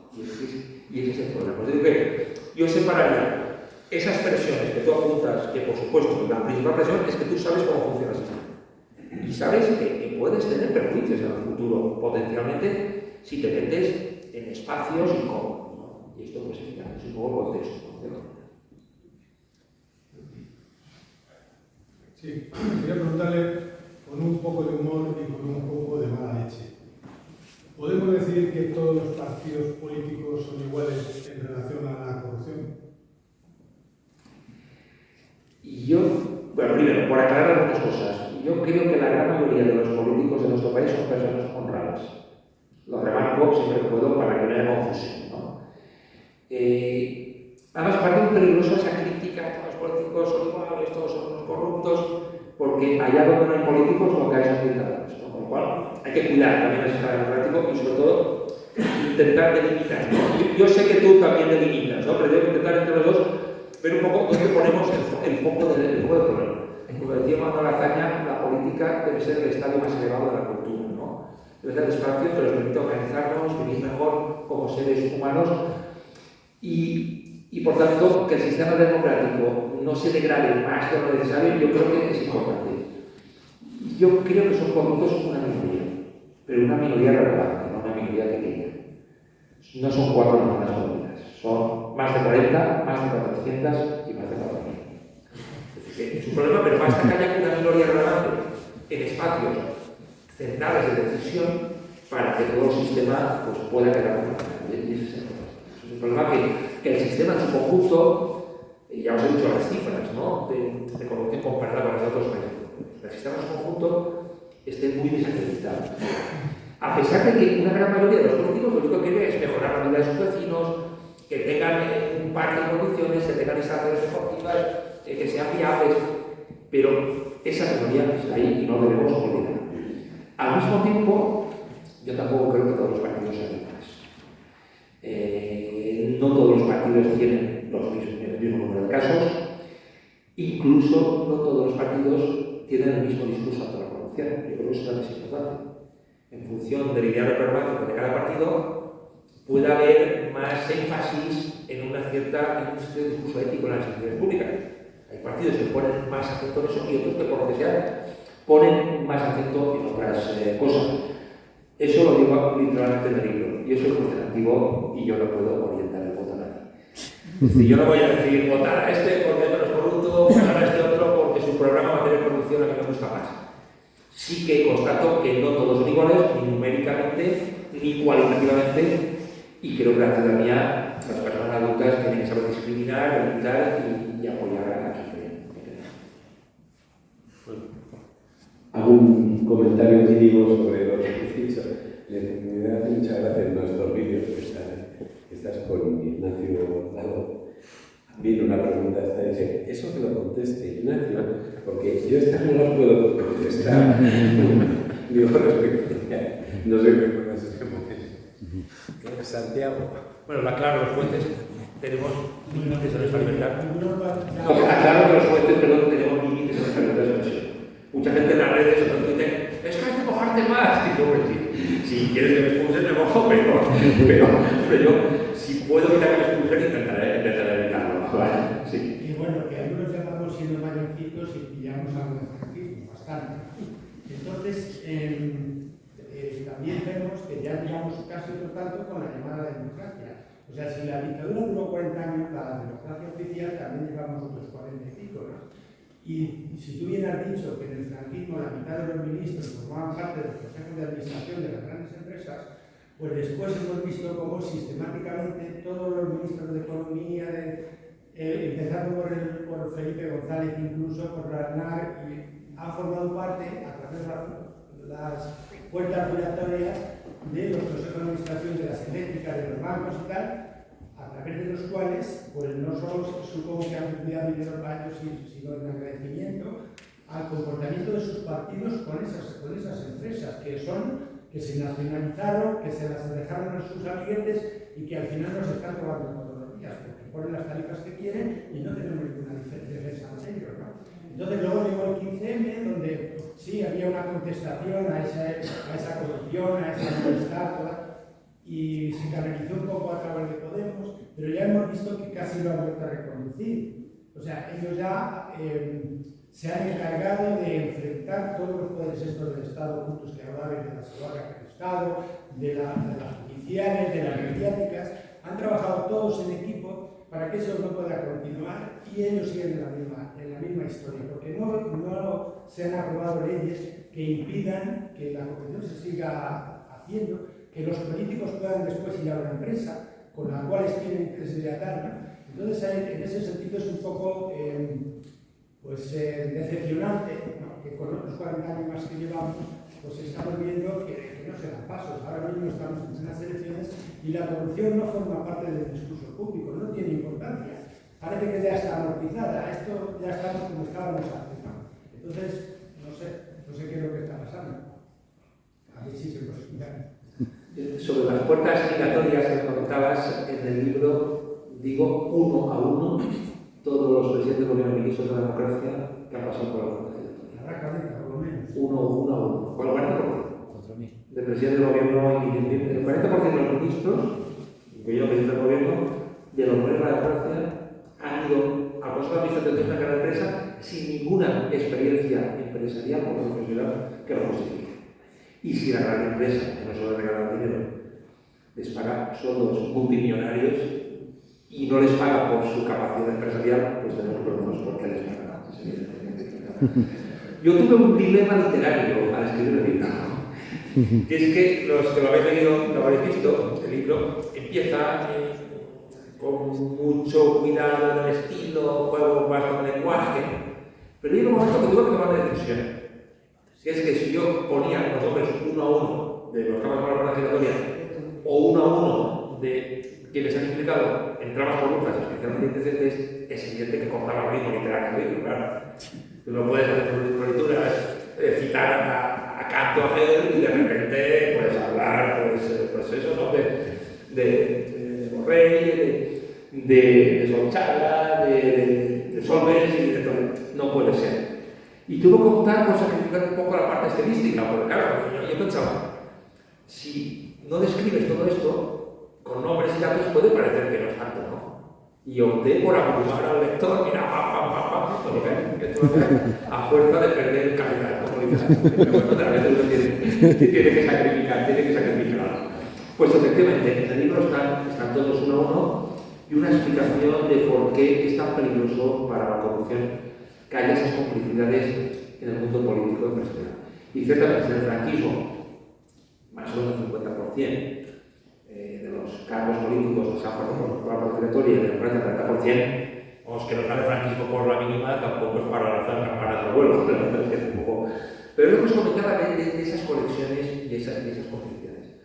En el libro cuento una anécdota, un episodio tremendo, ¿no? A principios de los años 90, Josep Borrell, que hoy está, reunió en su despacho como ministro a los representantes de las 7 principales empresas constructoras del país. Fijaos que no llamó ni a los electricistas, ni a los paletas, ni a los fontaneros, ¿no? A los jefes. ¿Sabéis para qué los llamó? Les llamó para pedirles que no siguieran pagando sobornos para quedarse con las contratas públicas. Impresionante. Eso es verdad que casi nadie se acuerda ya, pero aquello que en su momento generó impacto. Yo estaba en la facultad y de hecho recuperé ese dato para escribir el libro. Si buscáis en Google, Borrell, reunión con constructores, ahí veréis tal y como lo he puesto. De hecho, en el libro pongo los enlaces, ¿no? De estas noticias de la época. Al día siguiente le contestó el presidente de la patronal, de la COE, entonces era José María Cuevas, uno de los recordaréis.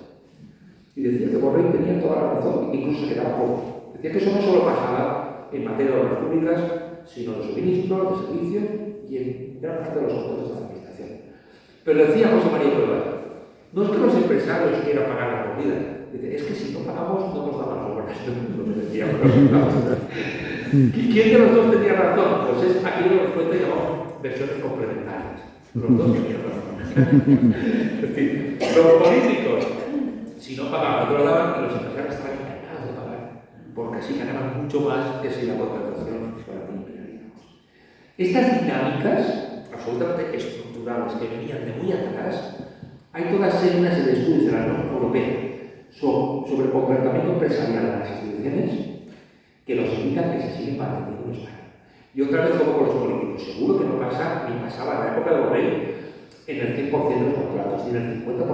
Pero hombre, eso es lo que pasa en el 20 o el 25, pues ahí tenemos 40.000 millones de euros al año, pues eso lo dice la Comisión Nacional de los Mercados de la Competencia, que sube a 50.000 millones. Que los desajustes en materia de competencia y los sobrecostes nos nos cuesta más de 50.000 millones de euros al año. Por lo tanto, ahí hay toda una serie de complicidades porque esas empresas, igual que hablo de Ferrovial, esas empresas que todos conocéis son las que aparecen siempre en los hechos probados de las sentencias. Y es evidente que ahí no va el jefe con el Martín, ahí no van los consejeros de la administración, ahí va un pringado de la empresa y se pillan esa picocena, claro, ese poder. Siempre se dice que no sabía, que alguien lo hizo por cuenta de no sé quién, pero que estos problemas, como decía, no son problemas episódicos o puntuales, sino que generan toda una serie de dinámicas de redistribución de rentas. Es decir, si hay grandes empresas de este país que se llevan contratos inflados de manera estructural y de manera inflada, esto provoca una redistribución de la renta. Esto provoca que toda la sociedad, en lugar de destinar ese dinero a los objetivos del Estado social, esté repartiendo dinero hacia arriba. Ese es el problema. Pero no es un problema puntual, como el caso de sino que vemos que hay grandes empresas de este país que, igual que pasaba con Franco, tienen unas relaciones de tremenda proximidad con el poder político y que esto explica aquello que detectó el Tribunal de Cuentas Europeo. En español aún no, pero bueno, entonces esperemos igual. Algún día, ¿no? El Tribunal de Español se puede imaginar. Hola, gracias por estar aquí esta tarde. Le sigo en Twitter y me encantan las explicaciones que da. Y me gustó mucho que su primer libro apareciera en la portada con Nacho Escolar, con un periodista. Y retomando el hilo de lo que acaba de decir, que en democracia el cargo más importante es el de ciudadano, que le creo, que lo secundo y que me parece muy importante, realmente sería muy importante que ese ciudadano tuviera criterio. Y el criterio de nosotros los ciudadanos pues lo formamos con lo que conocemos, pero lo que conocemos es muy poco a nuestro alrededor. Quien realmente forma nuestro criterio son los medios de comunicación. Entonces, después de aquella foto en la portada de su libro que le vi con Nacho Escolar, que me hizo muchísima ilusión, me pregunto por qué la judicatura, uno de los poderes de nuestro Estado, no está más próxima a este otro poder de nuestro Estado, que es el cuarto poder, el poder de la prensa, que al final es el que forja el criterio y las opiniones de los ciudadanos que después eligen a sus representantes. Bueno, son dos problemas diferentes, ¿no? De elementos en común, no como bien apuntas, ¿no? La judicatura tiene sus dinámicas, pero claro, los medios de pronto. A mí me preguntan mucho, desde que salió aquello de los audios de Villarejo, que casi toda la ciudad por la que me pregunta por el tema de los medios. A mí me cuesta más contestar esto porque claro, yo soy jurista, no soy periodista y no conozco en profundidad algunas cuestiones que son relevantes y seguramente cualquier ciudadano o ciudadana puede tener un criterio tan válido como el mío. Mi impresión es que en nuestro país hay mucha proximidad, ¿no?, de los medios, al menos de gran parte de los medios, a estructuras económicas de poder. Solo hay que ver la accesibilidad de algunos medios para ver. Algunos medios, por ejemplo, por decir cosas claras, ¿no?, pueden informar de manera imparcial efectiva del sector bancario en este país. No estoy hablando de un digital o de una población de 10.000 habitantes, no, estoy hablando de grandes medios de nuestro país. Pueden hablar de que no han accedido como principales accionistas a grandes entidades bancarias de nuestro país. Y como eso podríamos hablar de otros problemas que dificultan, ¿no?, esa apariencia de imparcialidad y también que la falta de transparencia, ¿no?, en cómo funciona, ¿no?, a veces una comunidad. Y lo digo yo, que yo he optado después de una reflexión de tipo ético o moral, digo, he de salir de los horarios medios por no debo ser. Yo me planteo esas preguntas, ¿no? Hasta ahora me he contestado que debo salir siempre y cuando no me limiten en mi libertad de expresión, y como veis yo creo que hablo aquí igual que hablo en los medios. Otra cosa es que algunos medios no me llamen para algunos temas. Cuando hay algún tema y saben perfecto lo que voy a decir, lo que hacen es que no me llaman. Cuando, por ejemplo, no sé, Memoria Democrática, si hay un medio que sabe lo que voy a decir, pues entonces me llaman. Cuando pasó lo del proceso, pues algunos medios saben perfectamente lo que voy a decir, pues igual me llaman, ¿no? Pero si un medio no limita lo que voy a decir, yo creo que hay que utilizar todos los instrumentos practicar discursos críticos. Igual me equivoco, pero hasta ahora he pensado así. Yo creo que en materia de medios, la judicatura es otro problema, ¿no? Igual también podemos analizar, pero en materia de medios, mi modestísima opinión como ciudadano es que se tendría que actuar en dos frentes. Por un lado, en materia de control ciudadanos, desde fuera, control ciudadanos en materia de transparencia, en materia de legislación, que sepamos quiénes son los dueños de los medios, que haya instrumentos de participación ciudadana desde fuera, por supuesto, porque son privados, pero eso no significa que los medios son privados, pero tienen una función pública importantísima, como tú bien dices, de garantía de la libertad de expresión, de derecho a la información, y por tanto, no podemos decir que es una empresa como que tiene una ferretería, no es exactamente lo mismo, ¿no? Por un lado, de cierto control ciudadano, cierta transparencia, y sobre todo en estos subcontratos son los medios públicos. Es algo de lo que se habla aquí en nuestro país. En un medio como la BBC, por ejemplo, en el Reino Unido, tenemos medios públicos fuertes, imparciales, independientes de verdad, que sean un contrapeso, digamos, de lo que pueden hacer los medios privados. Pues aquí nuestros medios públicos son raquíticos y cuando han intentado generar espacios necesarios de debate, ¿no?, de generación de opinión pública imparcial, ¿qué le pasó al programa de Jesús Cintura? Te lo iba a decir. Que te lo voy a explicar, ¿no? Pero digo que cuando un programa de una televisión pública genera audiencias, genera interés, genera debates, pues rápidamente es fulminado, ¿no? Pues precisamente teníamos en la dirección contraria, que hubiera espacios plurales, independientes, imparciales, que no puedan depender de los accionistas, de intereses privados que pueden ser legítimos, pero que son incompatibles muchas veces con los intereses generales. Yo creo que en ese tipo de espacio los medios de comunicación tienen mucho por avanzar todavía. Bueno, como esto, un momentito, va avanzando la hora y tal. Lo que sí que pido es que se pidan ahora ya las palabras. Varias seguidas, ¿no? Sí, varias. Sí, y varias seguidas. Sí, sí. Y luego cerramos, y me permito hacer el último comentario. Por cierto, después del último comentario, hay que recordar que se vende el libro, que seguramente él... Sí, lo puedo firmar. Lo puede firmar. Y bueno, pide palabra... ¿Hay más palabras? Un momentito, vamos a ver.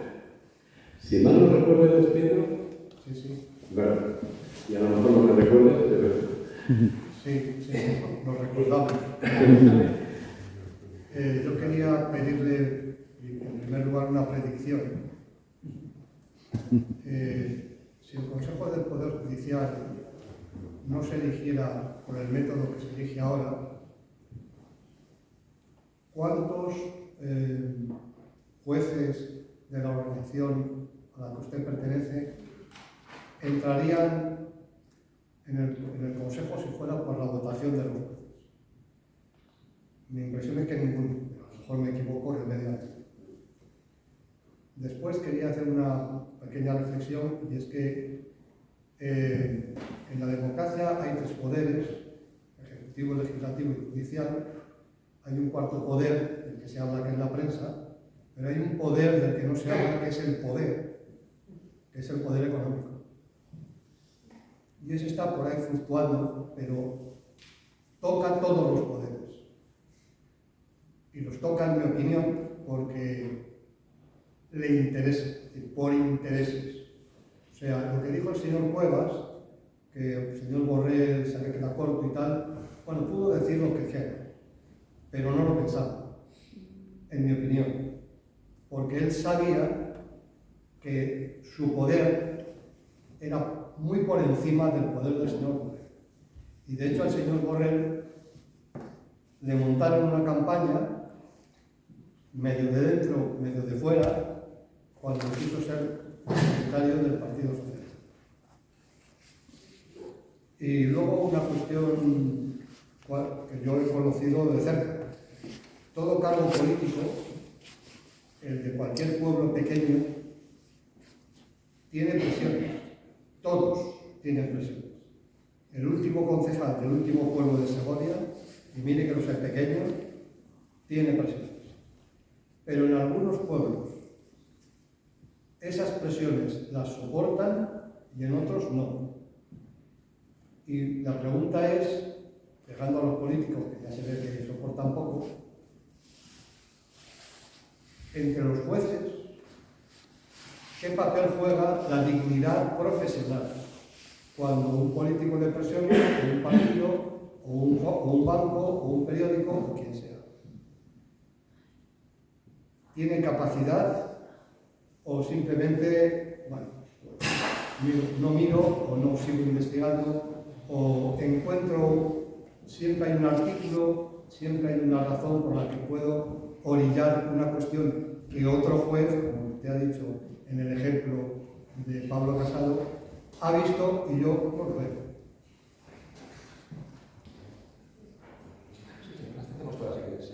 El siguiente que está...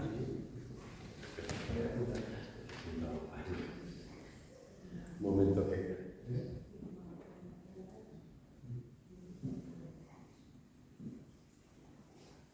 Sí, quería conocer su opinión sobre el pensamiento jurídico y mediático contra Podemos. ¿Y Gabriel? Gabriel, ¿habías pedido palabra? Sí. Sí, pero ya se alarga mucho. ¿Ninguna pregunta más? Pues acabaremos con las últimas. Yo la última no la lamento, pero como decía, soy un juez en activo, obviamente tengo mis ideas personales sobre muchas cosas, pero no puedo exponerlas en público por los mecanismos que tenemos que nos limitan la libertad de expresión, según la ley. Yo creo que tampoco es irrazonable, ¿no?, para preservar nuestra imparcialidad. Yo creo que estas cuestiones son de tipo político, son importantes, por supuesto, pero creo que deben explicarse en el ámbito político, a que se debe pues, determinadas dinámicas en el ámbito mediático en relación con un partido político. Deben ser otras personas las que las expliquen. Si se me preguntara por alguna sentencia en concreto, sí que me lanzaría a intentar valorarlo, ¿no? Pero son cuestiones que exceden mi actuación como juez. La otra cuestión sobre la judicatura de base, sobre el tema del Consejo General del Poder Judicial, con ella para mí. Yo creo que hay que distinguir, como decía, lo que es la judicatura de base, ¿no? Yo he estado en muchos partidos judiciales. Por supuesto, la mayoría de la judicatura de nuestro país es conservadora. Pero yo eso no creo que sea tan grave como parece. Me gustaría que fuera más representativa de la realidad social, por supuesto, porque no puede ser igual que la sociedad, porque está tan explorada, ¿no?, hacia ese conservador. Pero eso no lo veo tan problemático, porque, aunque me gustaría que cambiara, no es el principal problema. El problema está en la cúpula, y ahora explicaré por qué. Yo he estado en muchos partidos judiciales, siempre he sabido a quién votaban mis compañeros y compañeras. Nunca he visto que un juez deje de perseguir, un juez por oposición, de judicatura de base, deje de perseguir a un corrupto porque sea del partido que ha votado. A ver si eso sería absurdo, yo tampoco haría eso. Si voto a alguien y luego cae el alcalde de ese partido y vemos un corrupto, ¿por qué voy a dejar de perseguirle si no le debo nada? No, en absoluto. Si en este país se han producido centenares de procesos con corrupción, y ya con algunas condenas importantes, es porque hay habido centenares de jueces y jueces con pocos medios y a veces muchas presiones que han conseguido llevar adelante esas causas. Y lo cierto es que muchos de ellos eran conservadores, pero no le tenían su cargo a nadie y han echado la causa. El problema está en espacios donde un juez accede, sobre todo, ante posibles injerencias de las fuerzas políticas. Porque todos sabemos el dicho aquel del que toma ganar se obliga. Eso son situaciones más problemáticas. Y por eso la situación del Consejo General del Poder Judicial, que es el que configura algunos tribunales, es muy peligroso. Yo no quería extenderme, pero no sé si os debería contar por qué estamos como estamos con el Consejo General del Poder Judicial. Antes de marcharnos. ¿Lo cuento? Como lo cuento ya acabo ya con esta historia. Es que una vez más, si no entendemos lo que fue el final del franquismo de la transición, no tendremos muchos problemas. Y aunque os parezca imposible o increíble, todo este general del Consejo General del Poder Judicial tiene mucho que ver con lo que pasó durante la transición. Aunque apenas se habla de esto. Cuando murió Franco se intentó configurar una judicatura, y claro, se miró hacia Europa con toda la razón, ¿no? Porque más allá de las críticas que podamos hacer a las visiones economicistas, ¿no?, del ámbito europeo, en materia de derechos y libertades, lo que es el Consejo de Europa, el Tribunal de Derechos Humanos, yo creo que es el espacio más avanzado, ¿no?, en materia de derechos y libertades. Y en Europa tienen una configuración de la judicatura en la cúpula, que lo que busca es que haya equilibrios y espacios de vigilancia mutua. Porque claro, si el poder político controla el poder ejecutivo, el legislativo y también el judicial, pues acabamos con la separación del poder político de los controladores, porque ese es el peligro, ¿no? ¿Qué es lo que ha pasado en gran parte en muchos momentos de España? Entonces, tiene una cúpula judicial que está integrada mitad por miembros elegidos al Parlamento y la otra mitad por miembros elegidos en una elección democrática interna a la judicatura. Ese es el sistema europeo de conflictos, la cúpula judicial. Y en España copiamos especialmente el sistema italiano. Aunque todos los temas son parecidos, aquí venimos bastante de italiano. Si vemos los debates constitucionales, el máximo defensor de esa propuesta fue Gregorio Pérez Barba, eminentísimo jurista, padre socialista de la Constitución Propia de Grecia. Y el tema no quedó cerrado del todo en la Constitución, pero si vemos lo que dice la Constitución, dice una mitad por el Parlamento y otra mitad por los jueces, de la forma que diga la ley. Si se hubiera dicho que fuera por el Parlamento, la Constitución lo hubiera cerrado así, pero se buscó que la ley regulara de una manera más clara cómo iba a ser esa elección judicial. El tema estaba tan claro y tan aceptado que en el año 80, 2 años después de que se aprobara la Constitución, se aprobó esa ley a la que remitía la Constitución y por unanimidad se decidió que el sistema era ese, mitad jueces por elección democrática interna, mitad por el Parlamento. Socialistas, el PC, no existía Unidas Podemos de Izquierda Unida, socialistas, el PC, UCD de Suárez, populares, nacionalistas vascos y nacionalistas catalanes, unanimidad. No me dirás que no es impresionante. Y hace 40 años me está claro todo, y ahora aquí estamos ya con las carreras esta que queda aquí a ver. ¿Por qué? Claro, la pregunta. ¿Por qué? ¿Qué pasó? Pues pasó una vez más esto de la maldita historia del país. Que queríamos ser como los jueces europeos, pero claro, nuestros jueces no eran exactamente europeos, como intento explicar antes. No eran imaginados cómo era aquella judicatura de finales de los 70, ¿no? Como podía serlo, ¿no? ¿Y qué pasa? Que el Consejo General del Poder Judicial, elegido con este sistema, con jueces que representaban a lo que había, ¿no?, se dedicaron a dinamitar y a torpedear las reformas democráticas que primero impulsó UCD, que eran comunistas, yo creo que los de UCD para esa población, y luego el gobierno socialista. Hasta que el gobierno de Felipe González en el 85 pues, se cansó y decidieron cambiar el sistema en el 85. Y no sé si fue peor el remedio que la enfermedad, pero lo cierto es que fuera un sistema de cuotas que adaptaban a otros órganos de control, que es el que tenemos actualmente, que es que los partidos se reparten por cuotas de Consejo General de Judicial. Y un sistema que además, con las propias dinámicas internas de la judicatura, sobre todo ha beneficiado especialmente a la judicatura conservadora. Porque cuando la judicatura conservadora ha podido tener el timón político también, pues han aplicado ahora ese poder para, hablando claro, llevar a los suyos a los otros tribunales sin ningún complejo y sin ningún rumbo. Este sistema, sobre todo, ha beneficiado a la judicatura conservadora. Bueno, y ahí están los hechos, ahí están los datos, ahí están los tribunales que tenemos, ¿no? Claro, ¿cómo se soluciona esto ahora? En Europa sigue teniendo el mismo sistema, no ha cambiado, al contrario. El Consejo de Europa nos reprocha continuamente el sistema que tenemos. En el Consejo de Europa hay un grupo anticorrupción de enorme prestigio, se llama Greco. Todos los años hacen un informe anual que sonroja que nos lo demos, ¿no? Yo creo que España es insostenible, ¿no?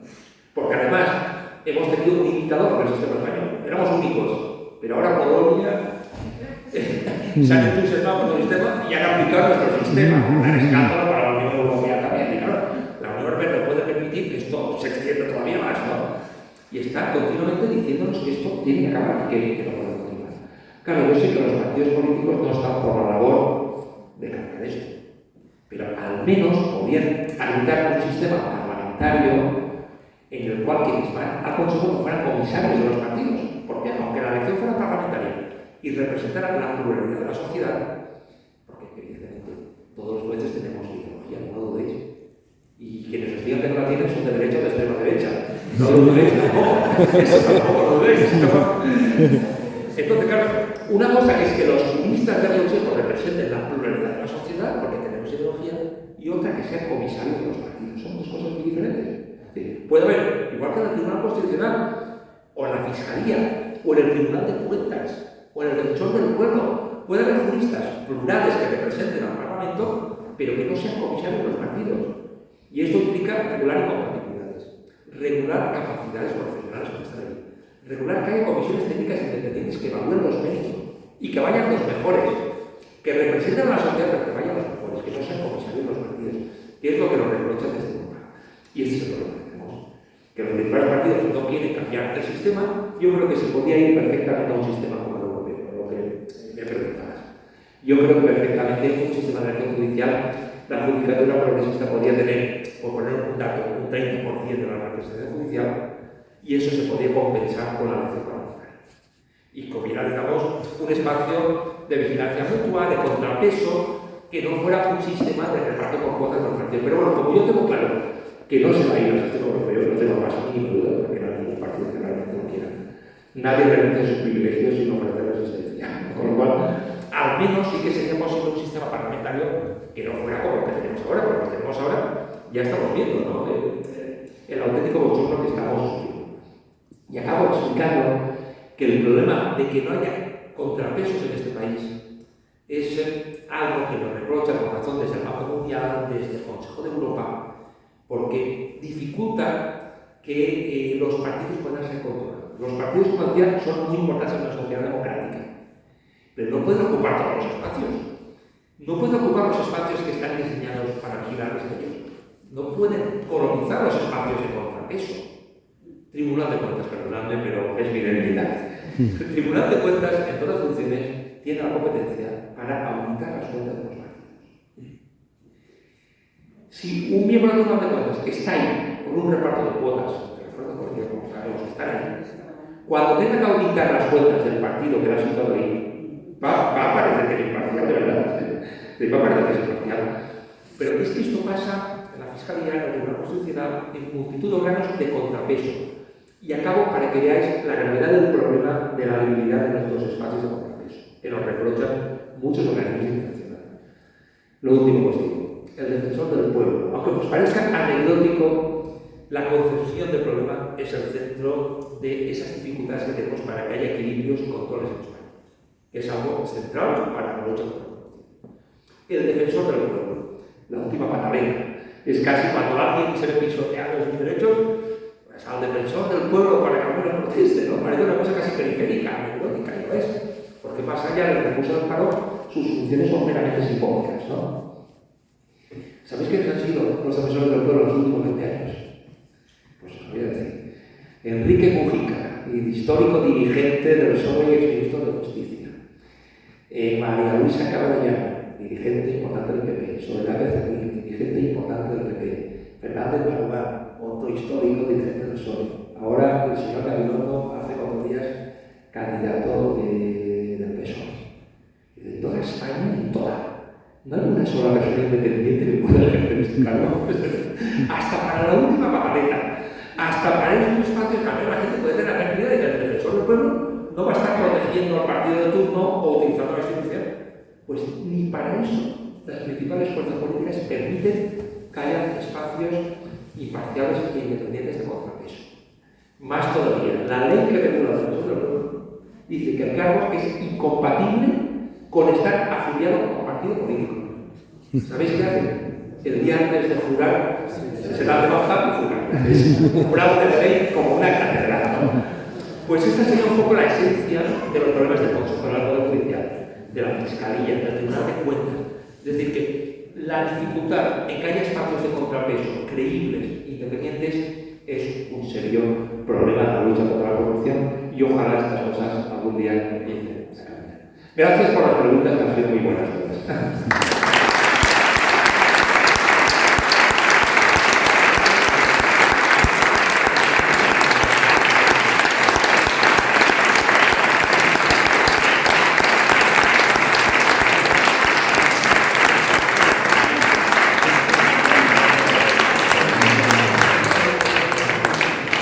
Muchas gracias. Yo le conocía de ver en la tele, de verle en los vídeos.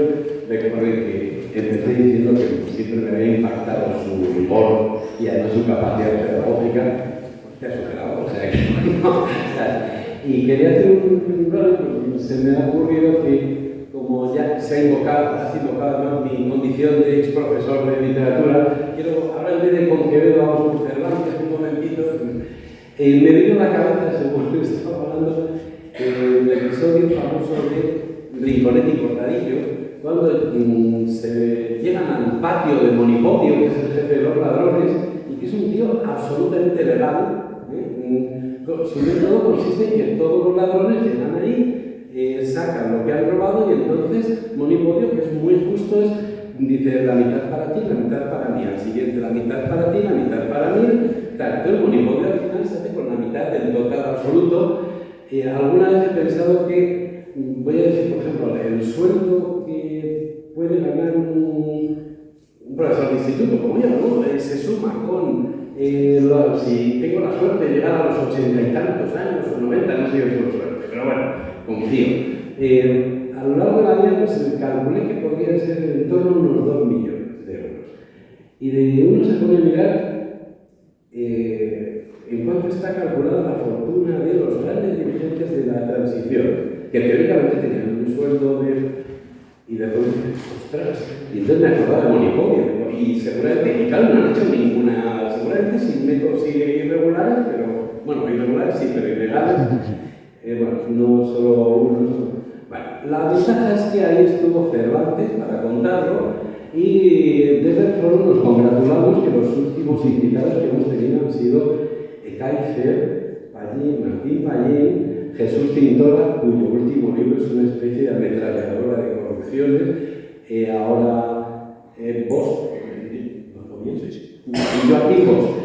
Es que tengo una hija que vive en Valencia, me gustaría pronunciarlo bien, y les toca hacer de Cervantes.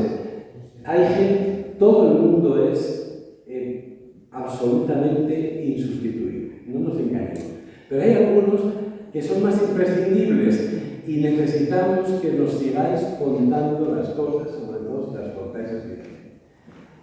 Muchas gracias de parte del foro y ya digo, libros, dedicatoria a quien quieras y hasta la próxima.